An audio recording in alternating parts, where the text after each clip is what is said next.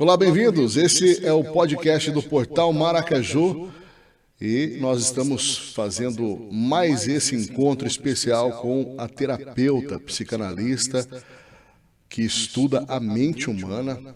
Ela é a Sirlene Borges, que está com a gente participando desse podcast especial nessa tarde de sexta-feira. Hoje, sexta-feira, um fim de semana aqui em Maracaju. Estamos aqui falando sobre saúde da mente, saúde mental, com a psicanalista, terapeuta Sirlene Borges. Bom, na pauta de hoje nós vamos falar sobre alguns temas, como lutas pelos direitos das mulheres e superação. E também conhecer um pouco da história da Sirlene Borges Ortiz. Bem-vinda ao nosso programa podcast do Portal Maracaju, Sirlene. Boa noite. Muito obrigada por estar aqui.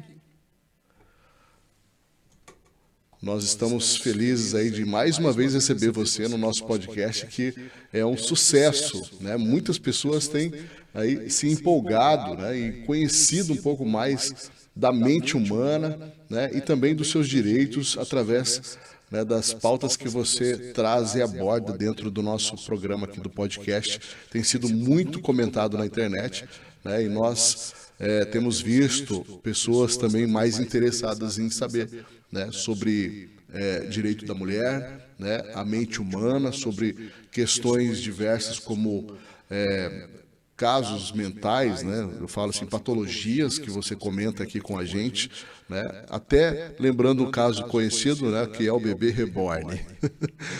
Eu quero fazer uma introdução breve falando um pouco sobre você, tá? Sirlene Borges Ortiz é psicanalista, terapeuta, voluntária, defensora dos direitos das mulheres, defensora do direito das mulheres e sobrevivente também. Conta um pouco dessa história para mim, sobre sua vida, sua trajetória, aqui em Maracaju e até fora, Sirlene? Nós temos aí uma experiência, uma experiência de vida da sua parte que fala muito sobre superação. Fala um pouquinho sobre isso para a gente. Sim, boa noite.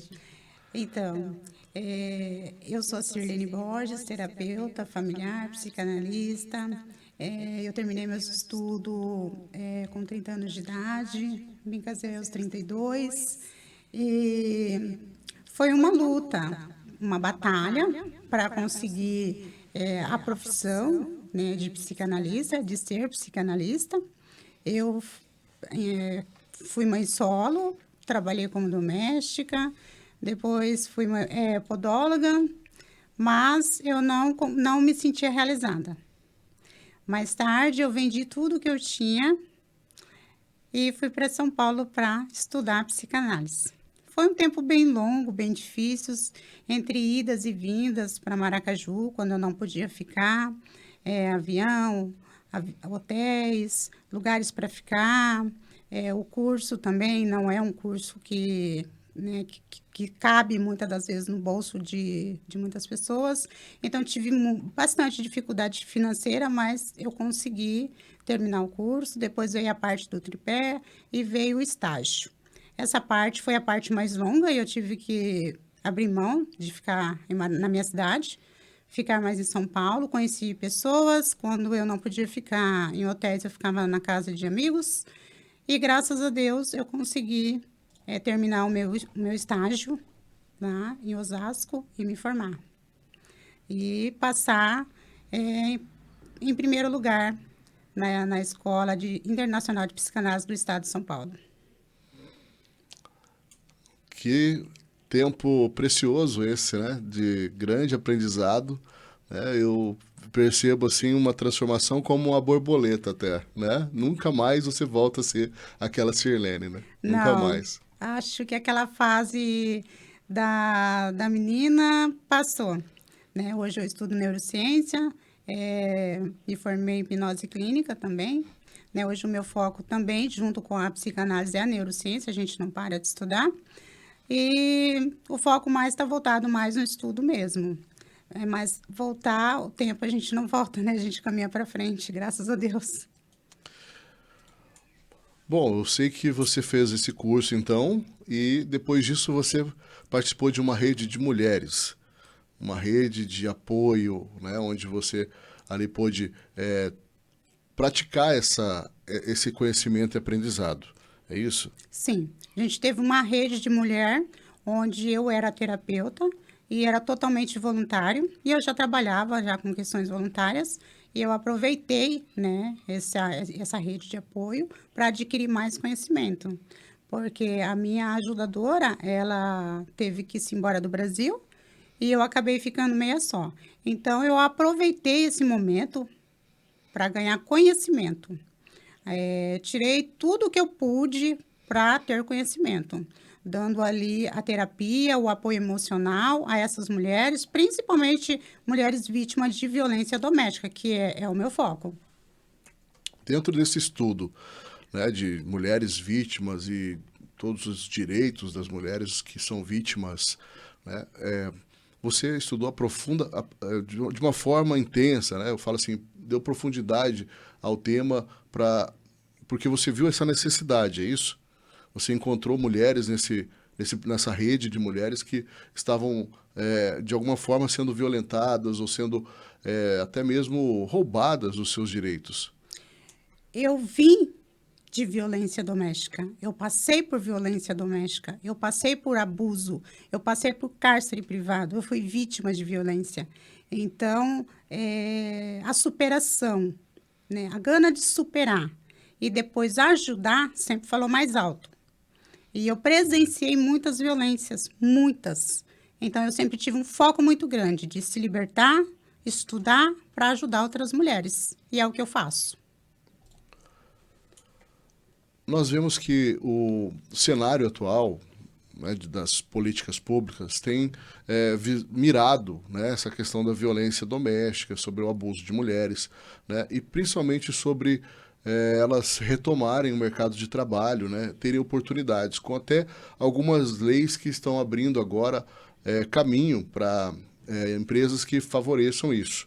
Né? Por exemplo, nós temos uma política de equiparação salarial, por exemplo, que são questões que você, né, conhece muito bem e defende também.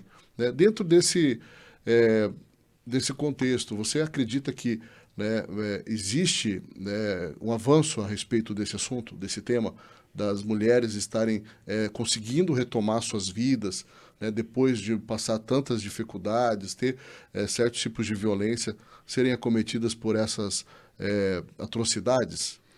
Olha, poucas. Poucas conseguem retornar ao mercado de trabalho, porque quando a gente fala em retornar, a gente precisa de um apoio antes.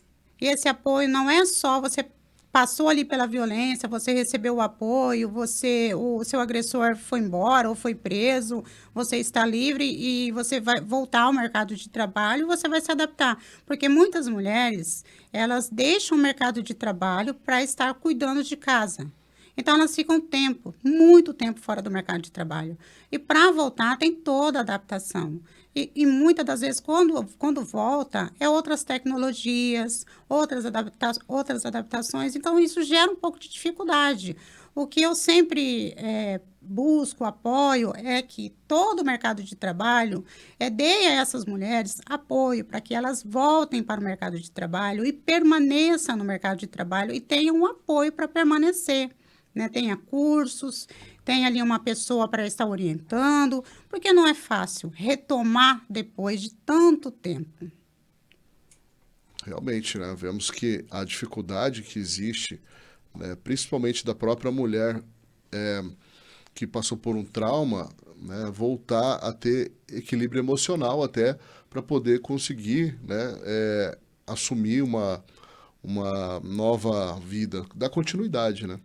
Sim. Eu acho que é nesse sentido que a terapia colabora, contribui, né, ajuda. Seria a terapia ou a psicanálise? A psicanálise é praticamente a mesma coisa da terapia, tá? É a psicoterapia. Isso é essencial para uma pessoa que passou por violência, para todos nós, né? Todos nós precisamos de terapia, mas para quem passa por violência é essencial. Para quem está saindo desse ciclo vicioso de violência, para quem está se libertando, né, de um relacionamento violento, a psicoterapia, a terapia é necessário. É uma força que você vai ganhar para você retomar a sua vida.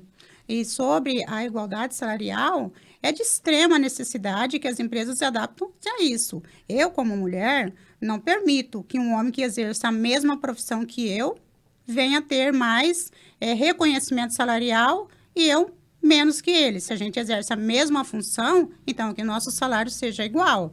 Eu defendo isso nessa questão, né? A igualdade salarial entre homens e mulheres para aqueles que exercem a mesma função de trabalho. Bom, você falando sobre a terapia, né? Eu estava observando que você passou por muitas questões, né, durante esse tempo que você fez seu curso em São Paulo, né, a questão financeira, né? E isso, de alguma forma, né, te moveu a isso, né? O que te inspirou a buscar, né, esse caminho, né? Falar assim, eu quero realmente mudar de vida, e você fez um 360 ali, falou assim, agora eu vou para outro lado, minha vida nunca mais vai ser a mesma. Então, eu desde a da minha infância, eu sempre quis ter essa direção na área da saúde. Eu queria muito estudar psiquiatria, mas por eu morar retirada da cidade, não tinha como meus pais me darem faculdade. Depois eu tive a minha filha muito cedo, a cidade, né, infelizmente não tem a faculdade, e mesmo que tivesse, eu não teria condições naquele momento para bancar a minha faculdade, então isso foi adiado. Eu tive filha, eu criei a minha filha, eu trabalhava e eu fui adiando a minha vida profissional. A primeira oportunidade que eu tive de buscar o estudo, eu abri mão de qualquer coisa que me impedia e disse, agora é minha vez, agora eu vou terminar meus estudos, agora eu vou em busca do meu sonho, vou em busca da minha profissão.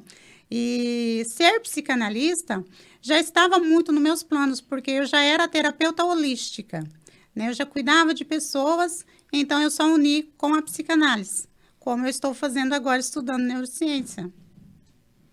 Tudo complementa, né? As pessoas dizem, mas psicanálise e neurociência não dá certo.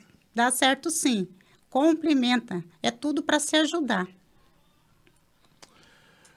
Até agora você me fez lembrar de uma frase muito conhecida, né? Tem uma frase que algumas pessoas dizem, eu queria até comentar com você, se a psicanálise ela tem uma ligação com Freud. Existe uma ligação porque as pessoas ligam a psicanálise a um nome, né? Fala assim, não, é o pai da psicanálise, né? É Freud, né? Eu não sei se você pode falar um pouquinho sobre sua experiência com isso, né? Como que as coisas foram mudando, assim, fala assim, muitas coisas foram acontecendo nesse período e você foi amando cada vez mais essa nova profissão. Sim, eu conheci a psicanálise através de uma professora e ela me apresentou o Freud, que é o pai da psicanálise. E as primeiras vezes que eu vi a matéria, eu pensava, nossa, esse homem é muito sábio. E eu sempre fui muito apaixonada por leitura, né? Sempre gostei muito de ler e muito apaixonada pela mente humana. E isso me levou à psicanálise, mais para estudar a mente humana. E eu até fiz um curso mais longo, porque eu fiz uma especialização em mente humana, e isso para mim foi gratificante. Hoje, estudar a mente humana é maravilhoso, de saber. Eu defendo Freud, então, assim, eu defendo a psicanálise freudiana, é o pai da psicanálise. E nós, assim, como eu acredito que psiquiatra, psicólogos, psicanalistas, nós todos temos que trabalhar em conjunto, porque hoje há um preconceito muito grande e é uma separação desses profissionais. E eu acredito que se a gente se unir, porque não é só o psicólogo, não é só o psiquiatra que entende de mente humana, nós psicanalistas também, né? Nós psicanalistas somos aqueles que, quando você chega com um problema, a gente vai se identificar, conversar e vai achar o problema. E o psicólogo é aquele que vai usar vários métodos para chegar no problema, né? Como eu comparo assim, a gente aprendeu a comparar como um carro, né? Você vai levar o carro no mecânico, se você diz que está fazendo um barulho. Daí o psicanalista vai entrar no carro, vai dar uma volta e pelo barulho ele vai identificar o problema. O psicólogo é aquele mecânico, né? Que vai usar vários métodos para chegar ao problema. Então, eu acredito que todos nós, de uma forma em geral, temos que trabalhar em conjunto. Somos todos ligados a uma só conquista, a mente humana, a saúde mental, né? E se trabalhar em conjunto, eu acho que as coisas funcionam melhor. E esse momento de trabalhar em conjunto é interessante porque você vai lembrar que na rede de mulheres vocês trabalhavam em conjunto. Sim, né? em conjunto. Era necessário que tivesse um conjunto de mulheres ali, né? Vocês colaborando. Para uma mulher que está assim perdida, né? Uma pessoa que esteja passando um problema, né? Eu sei que existem vários tipos de problemas hoje, né? Relacionados à mente humana, também ao comportamento, mas a gente sabe que existem pessoas que não sabem nem por onde começar, né? O que você poderia dar de sugestão para que essa pessoa pudesse, né, encontrar ali, né, um caminho para poder buscar ajuda, né? Eu acredito que você passou por muitas dificuldades. Antes você não tinha, né, você não tinha esse comportamento, esse estudo, esse conhecimento, né, e estava no meio de uma dificuldade, né, e você sabe quantas pessoas estão precisando de um aconselhamento hoje. O que você aconselha? Bom, eu ouço aquela mulher. Eu ouço a história dela, o porquê ela está nesse relacionamento, o que faz ela estar nesse relacionamento, o que liga ela a essa pessoa. Se é financeiro, se é emocional, se é por conta dos filhos, por vários fatores. E, através dela me contar a sua história, eu vou sugerindo a ela caminhos. Eu não digo para ela, se separa, deixa. Eu vou sugerindo caminhos. O que seria melhor para ela? Buscar ajuda, denunciar, buscar ajuda da família. Eu vou sugerindo várias ideias, vários caminhos, e vou dando força para que ela saia desse relacionamento. Vou estar ali apoiando, até que ela tome a decisão de denunciar ou de separar. Muitas das vezes não tem o que fazer, tem que denunciar, né? Outras vezes a gente vai ajudar o paciente para que ele tome a decisão, que a gente não pode tomar por eles também. Bom, e dentro desse ambiente, né?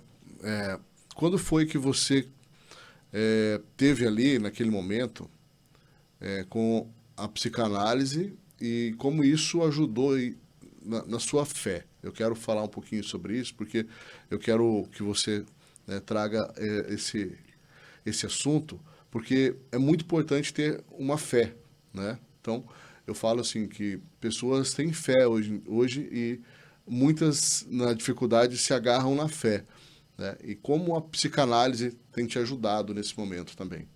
Sim. Quando eu comecei a estudar, muitas pessoas, até mesmo da família, diziam que eu ia perder a minha fé.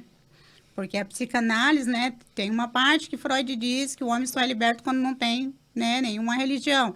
Mas nem tudo que Freud diz, a gente vai levar ao pé da letra em certos tipos de questão. Eu, por exemplo, como terapeuta, fui orientada a certas coisas eu mediar. Então, tem coisas ali que eu deixo de lado. Mas a minha questão de fé é uma questão assim que eu vi outros profissionais dizer para mim, né?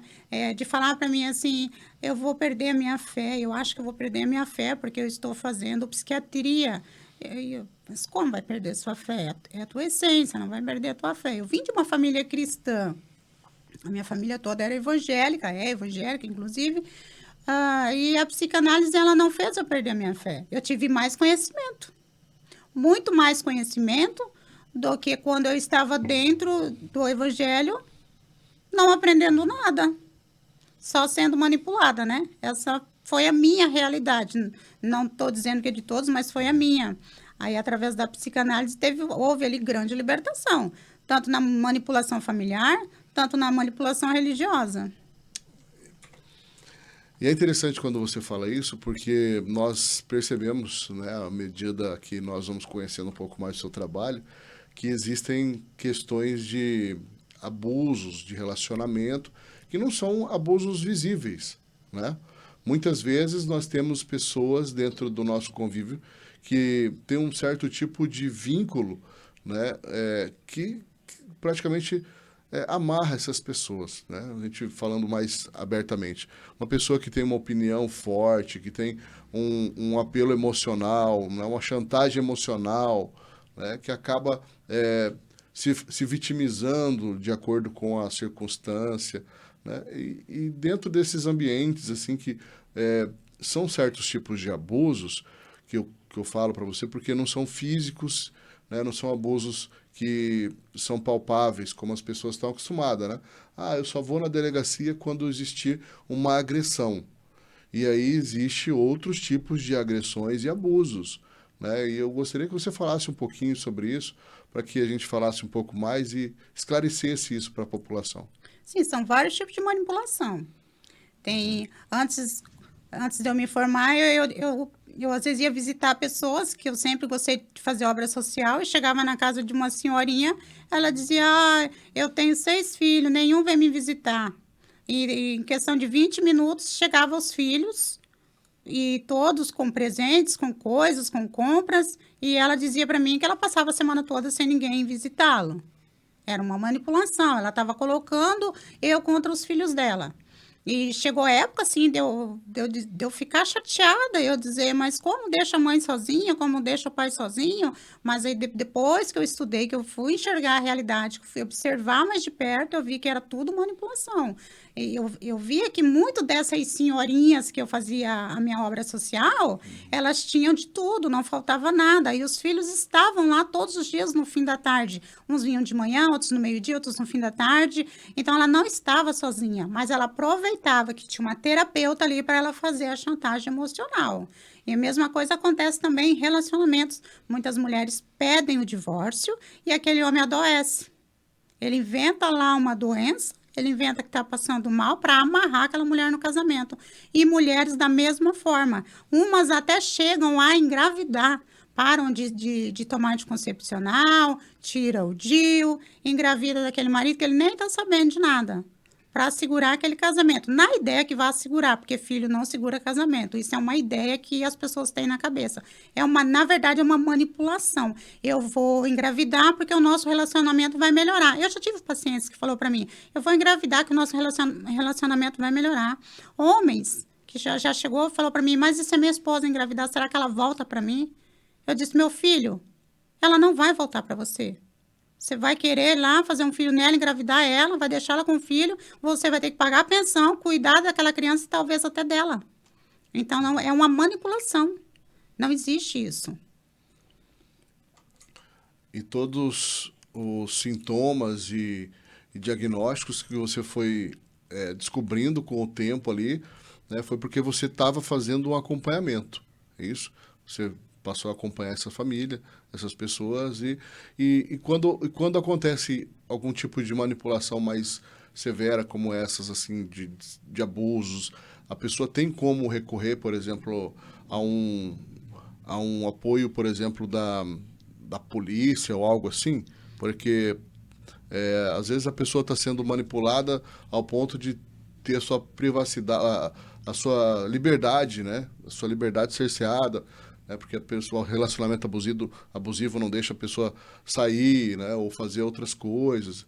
E dessa forma, a pessoa consegue uma ajuda na terapia também? Sim, a pessoa não pode se permitir até abusos em um relacionamento abusivo. A psicanálise, a neurociência, tudo nos ensina a ser livre. Então, a partir do momento que essa pessoa tira a tua liberdade de estudar, tira a tua liberdade de sair, de se cuidar, de ter os teus hobbies, você está sendo preso. E por que você está preso? Você não cometeu crime. Então, você tem que buscar ajuda.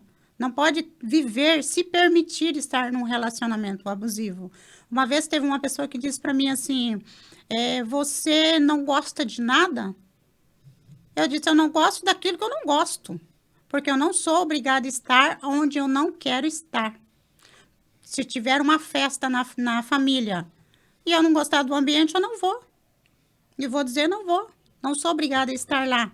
Se tiver um movimento na empresa e eu não ser, não fazer parte da minha cultura, da minha religião, eu vou dizer, não vou, porque eu não quero. E eu não sou obrigada a estar onde eu não quero. A pessoa, ela aprende a se libertar através do estudo. Até a Bíblia ensina, né? Conhecereis a verdade vos libertará. A gente tem que ter conhecimento, se conhecer e aprender a dizer não. Ah, mas eu preciso de você. Não, porque também tem família que só te manipulam para pedir ajuda, ficar te sugando, amigos sugadores. Não. Pessoas que deixam o carro guardado dentro da casa e fica pegando o seu emprestado para carregar lixo, galho de árvore. Não. Tudo isso é manipulação. Graças a Deus, com a psicanálise, eu tenho aprendido muito, muito. Todos os dias eu aprendo um pouco, eu falo que eu me liberto um pouco, né? Porque aprender a dizer não é prazeroso. A pessoa é chata pra caramba, você não suporta a pessoa. E a pessoa fala, você vai estar comigo hoje? E você tem aquele privilégio de olhar para ela e falar, não, eu não vou estar, eu tenho um compromisso. Muito obrigada pelo convite, mas hoje eu tenho compromisso. Mesmo que você não tenha, olhe para ela e diga, eu não vou, muito obrigado, te agradeço pelo convite, mas eu tenho compromisso. Se liberte, não vá porque alguém está te chantageando, porque você é obrigado, porque você tem que estar lá. Ninguém tem que estar, se não pode. Então, tudo isso é libertação. Ah, me convidou em cima da hora para um casamento. Eu não vou. Pode ser quem for, eu não vou. Por que eu não vou gastar uma coisa que não está no meu orçamento? Por que não me convidou um ano antes? Porque eu me programo. A gente tem que entender também as entrelinhas das coisas, né? Se te convida de última hora, certamente, né, você foi esquecido, né, ou você vai tapar um buraco de alguma coisa, né? Tem esses poréns também, né? Acontece. Mas, Silene, quero destacar aqui, né, na nossa conversa, que é o seguinte. Nós temos aqui um tema, e eu separei aqui para falar isso, que é assim, você era doméstica, você trabalhou de doméstica, né? E hoje você é psicanalista, né? Então tem muita coisa nessa jornada, né? E tudo isso começou aqui em Maracaju, né? Então, como é importante, né? Você tá dando esse testemunho de superação, né? Aqui no nosso podcast, né? Falando um pouco mais sobre a sua vida, né? Principalmente falando que é possível, né? Que as pessoas precisam acreditar mais em si, né? Acreditar nas suas qualidades, né? E principalmente você ajuda a pessoa a destravar, né, essas qualidades, né? Isso é importante, né? Quem sabe nesse momento você pode dar uma referência um pouco sobre isso para as pessoas que às vezes estão com alguma dificuldade, né? E eu falo dificuldades profissionais, dificuldades, né, emocionais, né? Que tem uma parte da nossa conversa em off aqui que você falou que você fazia um trabalho, né, com pessoas de idades diferentes, né? Você fazia esse trabalho. Então você podia falar um pouquinho sobre esse trabalho, como que as pessoas, né, às vezes nem sabem que tem uma limitação, né? E como é importante isso, né? Porque às vezes essa mensagem vai chegar muito longe, né? Então eu sei que realmente pessoas vão entender, né, que elas precisam de ajuda, né, nesse momento. Sim. De doméstica a psicanalista foi uma longa estrada. Foi uma batalha, né? Uma longa estrada, como eu disse, mas graças a Deus eu consegui, né? Ainda não é o fim, porque ainda estudo, né? Estudo neurociência, pretendo fazer uma faculdade, um doutorado em neurociência. E esse é o meu objetivo, e não abandonar a psicanálise, né? Que é a minha profissão preferida. Eu me vejo como psicanalista, não me vejo fazendo outra coisa, né? Sonho em ter o meu instituto, o meu spa. Eu quero dar conforto aos meus pacientes com tudo que eles merecem. E A idade, eu comecei o estágio com idoso, né? A professora me jogou. Eu enfrentei bullying, né? Eu falo na Eu escola onde eu imagino. estudei, eu enfrentei bullying, porque eu sempre fui muito séria. O meu jeito é sério, mas a partir do momento que a pessoa começa a conversar comigo, vai ver que eu não sou séria, é a minha afeição. E os alunos sempre diziam, a senhora vai trabalhar no presídio? E vai trabalhar no presídio. Eu dizia, se eu tiver oportunidade, ser É. contratada do Estado, uma maravilha, né? Uhum. Eu ainda tenho esse desejo de entrevistar no presídio, ainda vou concretizar isso, né? Tem até pedido já para isso. Mas, assim, para mim foi bullying, eu tenho certeza. A gente enfrenta em todos os lugares. Eu enfrentei lá, porque eu era muito séria e quando eu chegava, todo mundo falava: chegou a moça que vai trabalhar no presídio, então. E eu usava muito rosa também. E a professora um dia disse para mim, Sirlene, vamos sair do rosa. Daí eu comecei a usar nude. Ela dizia, Sirlene, também não precisa vestir palha. Então, assim, tudo era, sabe, foram me Uhum. moldando para chegar onde eu cheguei. Eles me moldaram. E ela me jogou, ela disse para mim, você quer ser terapeuta familiar? Porque o objetivo de eu estudar foi para cuidar de imigrantes, que eu estava retornando, né, ia embora. E ela disse, e cuidar de mulheres, né? Como o Brasil tem esse trabalho limitado, eu deixei de lado e falei, você é terapeuta familiar, então, e cuidar de mulheres. Daí ela disse, já era o meu foco, cuidar de mulheres, cuidar de imigrantes, né? Ela disse, então, tá, você quer ser terapeuta familiar, você vai. Só te digo uma coisa, eu fui 25 anos terapeuta familiar. Hoje eu só dou curso, né, e palestra, e eu vou te colocar, então, para fazer o estágio com pessoa da terceira idade. Foi o maior desafio da minha vida, porque tinha idosos que eles eram super desafiadores. Eles olhavam para mim e diziam, o que que você está fazendo aqui? Por que que você não vai cuidar de um adolescente? Eu já sou velha, não tem nada para você aqui. Então, destravar a mente de uma pessoa de 65 anos, fazer ela contar uma história da vida dela lá de 5 anos de idade, fazer ela lembrar da adolescência dela, de todo o sofrimento que ela passou, até chegar à fase adulta, era muito difícil. Mas, assim, Deus foi muito bom comigo, que todas as minhas partes do estágio eu consegui, né, uma grande superação. Teve pacientes que até quando eu vim embora para o Mato Grosso, eu fui me despedir, quando eu vim embora para o Mato Grosso do Sul.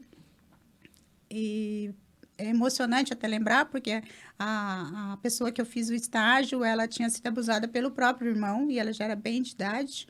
Ela não se lembrava de nada da vida dela. E no final, antes de eu terminar o estágio, ela me passou um relatório imenso, sem ela perceber, a gente estava conversando, e ela se abriu, contou tudo da vida, e aí eu, né, consegui montar o laudo, o motivo, né, dela ter medo de homem, dela ter rancor, raiva, e várias outras coisas, né? Ela tinha trauma de várias outras coisas. E foi muito gratificante para mim poder ajudar aquela senhora.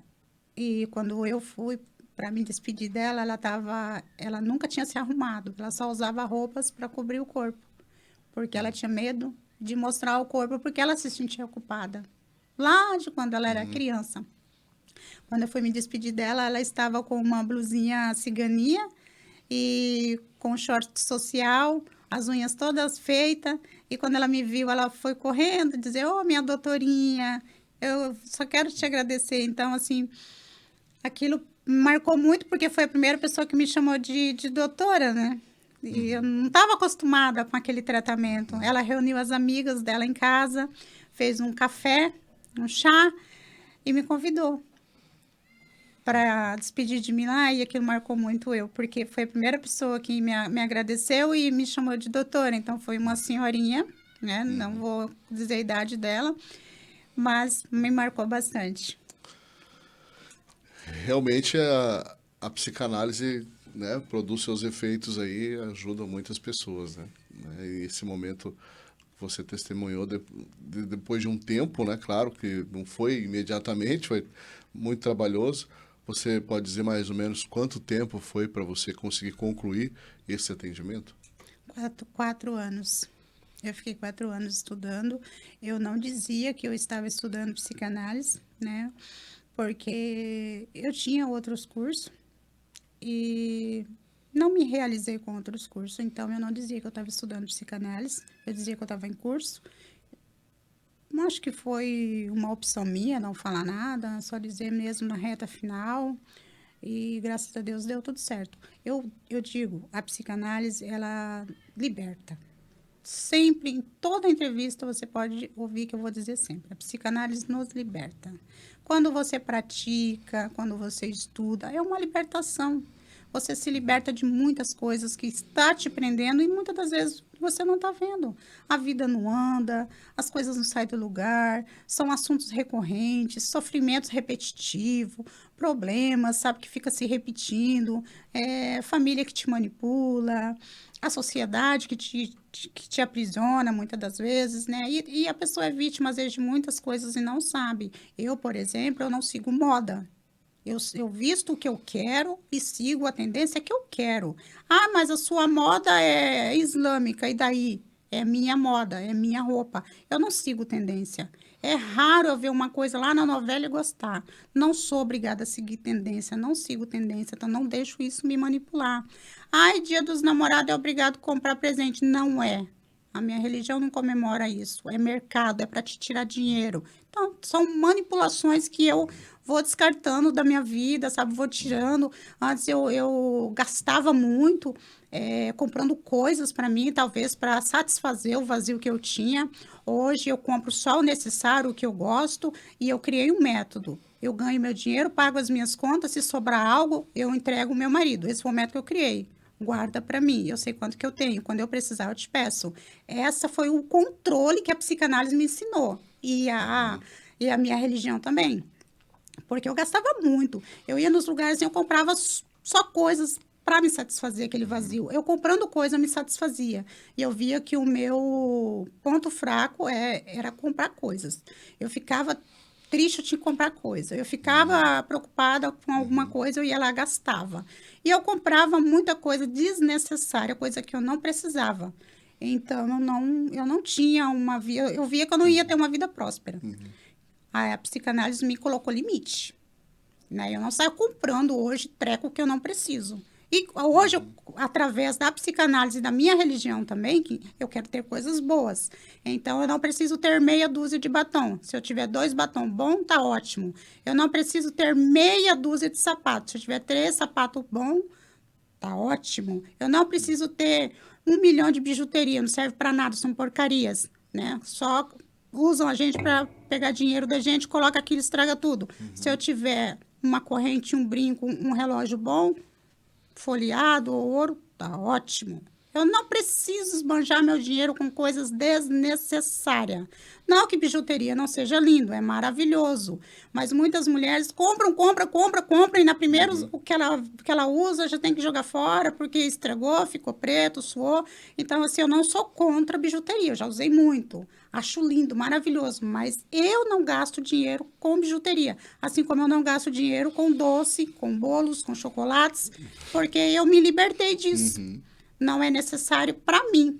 Mas para muitos que gostam, continuam, porque o meu gosto, o meu aprendizado é um. O desejo de outras pessoas são outras, né? Realmente a gente está vivendo assim, né, dias onde a influência, né, a influência do mercado, ela realmente tem pegado as pessoas aí e aflorado, né, os desejos das pessoas, né? Bom, eu quero comentar aqui também sobre um assunto mais direcionado sobre o trabalho que você faz com as mulheres, né? E dentro desse momento, né, que você está trabalhando com as mulheres, a gente vê também um contraponto que elas não tiveram, ou as leis que deveriam defender elas não tiveram efeito, né? Não tiveram efeito, não chegaram a protegê-las, não conseguiu protegê-las, né? E você, avaliando, né, o resultado, o efeito das leis, né, ineficientes, né, de que forma você acredita que poderia acontecer uma mudança nisso para que as leis, ou para que realmente as mulheres começassem a ter os seus direitos ou a sua defesa, pelo menos minimamente a sua proteção, né, uma proteção que seja, né, porte de arma. Tem agora, né, a medida que pede, um projeto de lei que pede spray de pimenta e pistola de choque, né, o teaser, né, para poder inibir a ação dos agressores. O que você considera isso? É ótimo. Eu aprovo totalmente. Eu aprovo o direito de que as mulheres vítimas de agressão, que já tem, esse agressor tem passagem pela polícia, ela tem medida protetiva, que ela tenha todo o direito de ter um porte de arma, de ter um curso de porte de arma e de ter uma arma para sua autodefesa, né? Que passe pelo psiquiatra, pelo psicólogo, né? Pelo terapeuta, provando a sua sanidade mental e que ela tenha o direito de se defender. Porque se a gente for analisar, esperar que a lei se resolva, muitas das vezes não dá tempo. Então, se eu já tenho uma pessoa agressiva que está me ameaçando, que já me agrediu, eu já registrei boletim, nada resolveu com o boletim de ocorrência, e eu tenho uma medida protetiva e também não garante 100% a minha segurança, porque a gente sabe que não garante 100% a segurança, porque essa mulher, ela precisa ir e vir, ela não vai ficar trancada, né? Então, que essa mulher, ela tenha o direito de se defender, e eu sou totalmente a favor, que ela tenha aí um porte de arma, um curso de porte de arma, que ela tenha uma arma e que ela tenha o direito de se defender até num curso de autodefesa, porque isso ajuda muito. E dentro dessa proposta, né, você considera, então, que uma das medidas para contribuir com a lei seria, além do acusado ter ser cerceado, né, pelas leis, né, aquele distanciamento, é isso, né, também ter o porte de arma para ela poder, até se for o caso, né, dar um tiro na pessoa, é isso, é uma defesa, Em né? defesa, em defesa. A pessoa passou, né, passou o limite lá de 100 metros, está na porta da sua casa, pronto para invadir e agredir você.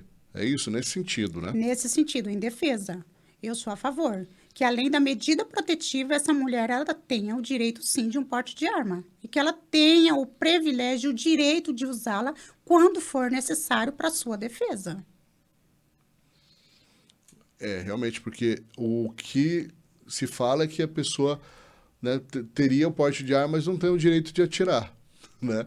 Muitas pessoas têm o porte de arma, mas não têm direito de atirar, né? Se você atirar em alguém, né, você vai ser julgado, né? Então às vezes a lei ela não se complementa, né? Te dá um porte de arma, mas não te dá o direito de usar, né? Então seria essa questão. Exatamente. Aí enche o país de instituição. Eu sou a favor da instituição, não sou contra, quero deixar isso bem claro, mas encher o país, a cidade, o estado de instituição para a mulher não resolve 100%. As leis precisam mudar.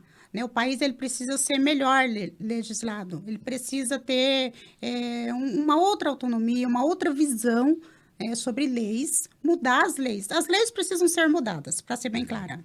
Porque se não se muda as leis, como que essa mulher terá proteção? Hoje, a pessoa, né, sofre agressão, ela fica à mercê, tem a medida protetiva que não garante 100%, que ela vá estar segura. Essa mulher, ou este homem, ele tem o porte de arma, mas ele não tem o direito de usar. Então, nada se resolve. A pessoa continua ali correndo riscos. E isso precisa ser mudado imediatamente. Porque se você vai em algum país de primeiro mundo, se você pisar no gramado de alguém, você já leva um tiro. Ah, mas você é a favor da agressão? Não sou a favor da agressão, eu sou a favor da defesa. Né? Se essa mulher já registrou o boletim de ocorrência, já tem medida protetiva, esse cara provavelmente ele já foi mais de 2, 3 vezes denunciado, às vezes até por outras mulheres. Então, que essa vítima, ela tem sim, que ela tenha o direito de se defender, tanto em curso de autodefesa, tanto um porte de arma, tanto o direito de usá-lo também. Então, você falando sobre esse caso das mulheres terem salas, diversas instituições, me levanta uma dúvida, né? Os homens que são os agressores, eles não têm essa mesma preocupação, né? Porque se você considerar e alienar um homem agressor, né?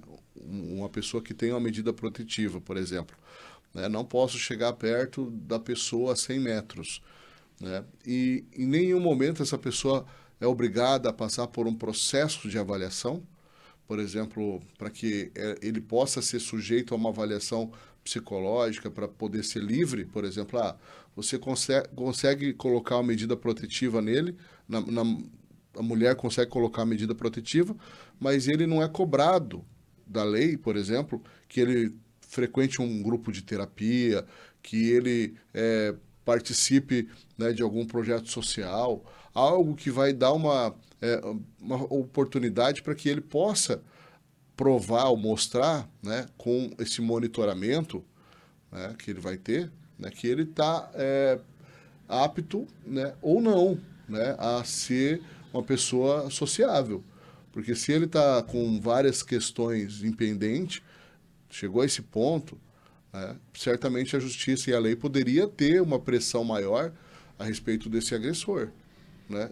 Não poderia ser, além dele ter que pagar custas processuais, né, o terapeuta, né, e ele também fazer esse processo de terapia e ser acompanhado por uma pessoa que vai estar avaliando ele. Talvez seria essa a questão. Depende muito do agressor.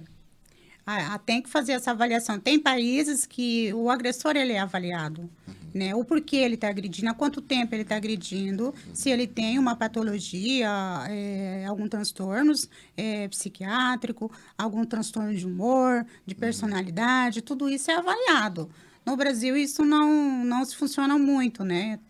Pode até ser que tenha, mas eu não tenho conhecimento, tá? Desculpa a minha ignorância nessa parte, mas ainda não vi. Bateu, vai ser processado, vai ser preso, e eu acredito que sim, teria que ser ouvido, entender, né, eu sempre digo que toda história tem dois lados, né, entender se ele realmente é capaz de estar na sociedade, de conviver com uma família, ou se ele não é capaz. Né? Eu defendo muitas mulheres, mas eu também acredito que toda história tem dois lados. Seria muito interessante, muito bom, que esse homem também seja ouvido. Eu acho muito interessante ouvir. Por isso que eu digo, eu teria o prazer de trabalhar no presídio. Para mim, eu não teria dificuldade nenhuma, porque eu gosto de entender as histórias, de ouvir, entender a mente, o que se passa, o que aconteceu, o que se passa pela mente das pessoas. Então, eu acredito que seria assim, se tivesse um projeto desse daí, muito bom, seria muito bem-vindo. Avaliar para ver se tem condição de conviver na sociedade. Porque eu observo que os homens eles estão muito ligados a, né, alguns estão muito ligados a vícios, né? Então, tem uns que bebem, né, e ficam agressivos, né, pelo uso do álcool, né? Então, pode ser uma oportunidade ali de encontrar, né, uma ajuda mútua ali que as pessoas possam se resolverem, né, e sanar esse problema de agressão, né? Mas comentando sobre a possibilidade de soluções e ideias para que a lei pudesse funcionar no Brasil, né? Porque realmente a gente não vê uma resposta, porque os casos só aumentam. Só aumentam. E você falando da questão do vício, 80% das agressões acontece porque a pessoa ela está, sim, sobre vício de algo, né? Ou bebida, ou algum outro tipo de vício. Aqui na nossa cidade é o alcoolismo. A maioria dos abusos, das agressões, os agressores estão sobre álcool, sobre abuso de álcool. Silene, eu acredito que a gente está falando aqui um pouco sobre a sua vida, né? Como foi importante, né, esse passo, né, de estudar, de buscar, né, o seu sonho, né, e como você pretende continuar estudando, né? Então, quais são os próximos passos da Silene? O meu próximo passo é lançar o meu livro, a minha biografia e um romance que eu estou escrevendo. Esse é o meu próximo passo, né? Não, o meu estudo vai ainda muito longe. Assim que eu terminar o curso, eu pretendo fazer a faculdade, né? Mas eu não vou estar mais morando aqui. E é lógico, neurociência, esse é meu próximo passo. E você já começou a fazer o curso de neurociência, tem planejado, vai mudar de cidade para fazer o curso, porque deve ser um curso meio complexo, né? Não vai ter por perto, né? Talvez Não. você tenha que viajar, né, para outro lugar, né? Vai Sim. ser no Brasil? Sim, sim. O curso vai ser no Brasil. Que bom. Eu já estou estudando, né? Mas a faculdade não tem aqui e eu vou fazer fora a faculdade. Mas vai ser no Brasil. Só vai ser em outro estado, mas eu vou morar no outro estado. Muito bem. Enquanto isso, eu acredito que eu vou sugerir para as pessoas aproveitarem, né? Porque a Sirlene está em Maracaju por enquanto, né? Fazendo o seu atendimento e fazendo, né? Se capacitando cada vez mais para atender todas as é, todas as crises aí mentais, né? Tudo que é saúde mental, né? Passa por um terapeuta, né? A gente vê aí que o terapeuta é muito importante. E eu quero, para a gente já estar concluindo, eu quero comentar sobre como você vê a terapia e a psicanálise após a pandemia. Depois da pandemia, houve um número de casos muito grandes, né? De depressão maior, ansiedade generalizada, até mesmo suicídio. Então, acho que a pandemia foi o estupim para a coisa desandar. Muitas pessoas ainda não voltaram às suas rotinas normais. Eu já atendi pessoas que elas não saem de casa. E a mercadoria que chega do mercado tem que ser higienizada lá fora, sacolas queimadas, e isso acontece, né? Mas, infelizmente, a gente tem que ter muita cautela para saber lidar com essas pessoas. Porque se a gente não tiver a cautela para entender o trauma daquela pessoa, a gente não vai conseguir mudar a mente dela e dizer a pandemia acabou, a gente precisa retornar, né?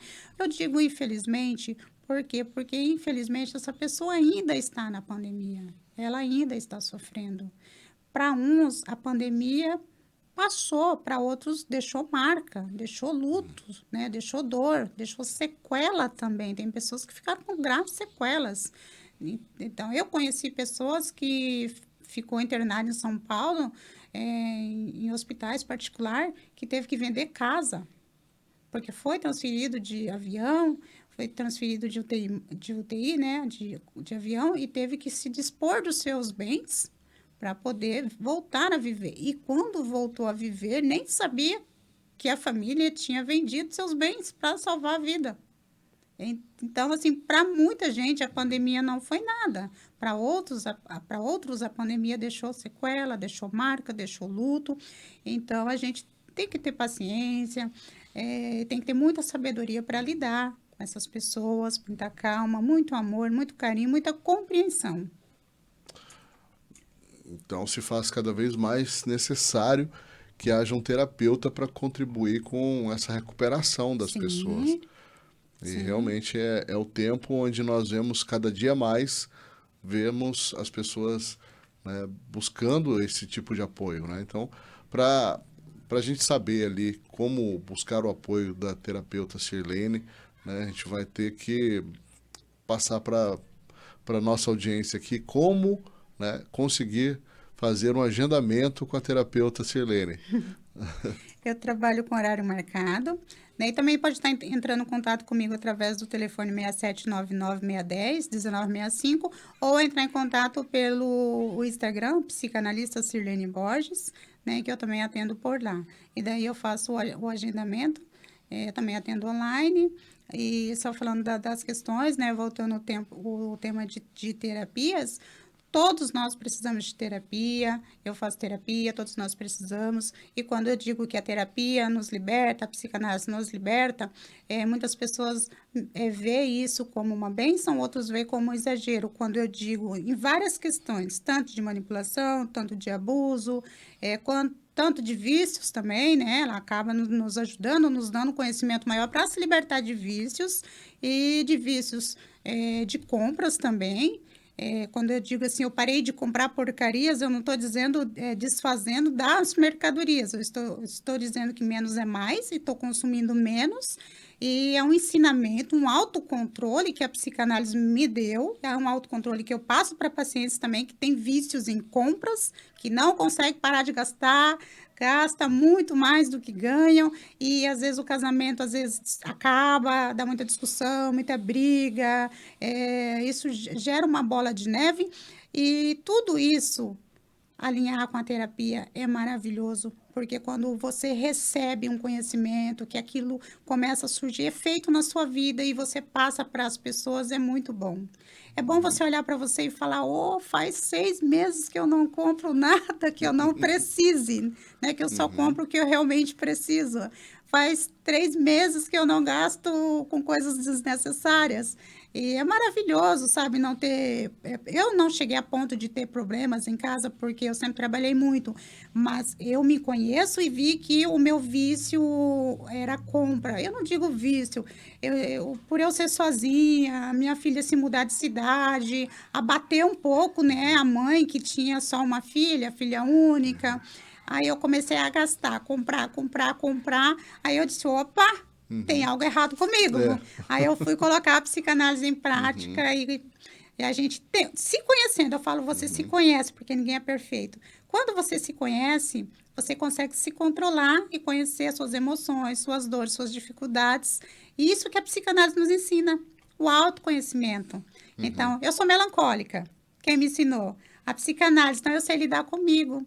Eu sei do que eu gosto, do que me deixa triste, do que eu posso relevar, do que eu não posso. Eu tenho autonomia para dizer sim, para dizer não. Me ensinou até autocontrole no que eu vou gastar, no que eu não vou. Isso é muito bom. E principalmente dizer não. Porque se você só diz sim, você está se esgotando, tirando muito de si para dar-se aos outros. É um grande aprendizado, né? Sempre nossas conversas aqui no podcast do Portal Maracaju sempre são memoráveis, né? Porque são tantas informações que realmente, né, a gente precisa pausar o vídeo para anotar. Você pausa o vídeo, anota, hein? Não esquece. E eu tenho certeza que novas edições sempre, né, virão aqui, porque é muito bom receber você aqui no podcast do Portal Maracaju, falar sobre, né, o seu trabalho, né, é empolgante, né, e nós aprendemos muito. E eu me sinto também quase um paciente aqui, né, porque eu vou sendo instruído, né, das coisas que acontecem na mente humana dentro do seu conhecimento, Sirlene. Então, passar aí para você o arroba, né, do Instagram, psicanalista Sirlene Borges, né, o arroba para você acompanhar tudo que acontece ali, né, vai ter cortes novos, ali tem informação, tem coisa nova chegando por aí, né, sempre alguma novidade ali no Instagram. Né? Então, Sirlene, eu quero agradecer, né, deixar esse momento especial para você fazer os seus agradecimentos também, né, sua participação aqui foi muito importante. Eu que agradeço mais uma vez estar aqui. É sempre maravilhoso estar aqui. Para mim também é um aprendizado. E conversar, falar é maravilhoso. E a minha mensagem sempre vai ser sobre terapia, sobre autoajuda e mulheres. Se cuida, se ama, se valoriza, busque a sua autonomia, trabalhe, estude, seja independente e cuide de você. Busque terapia, diga não, se conheça. A partir do momento que você se conhece, você se liberta, aprende a dizer não, aprende a se cuidar, se coloca em primeiro lugar. Sempre digo, não é ruim, não é defeito você se pôr em primeiro lugar e sim se amar, porque se você não se amar, quem vai te amar? Então, se ame em primeiro lugar, se cuida e estamos aí, sempre à disposição. A qualquer momento, a qualquer hora, se precisar, busque ajuda. Bom, agora nós desejamos que você curte, comente, compartilhe essa live, né? Leve para alguém que com certeza pode salvar uma vida, né? Você pode ajudar uma pessoa, né? Só manda o link, com certeza, né, a mensagem fará o resto. Um grande abraço a você, esse é o podcast do Portal Maracaju. Até o próximo.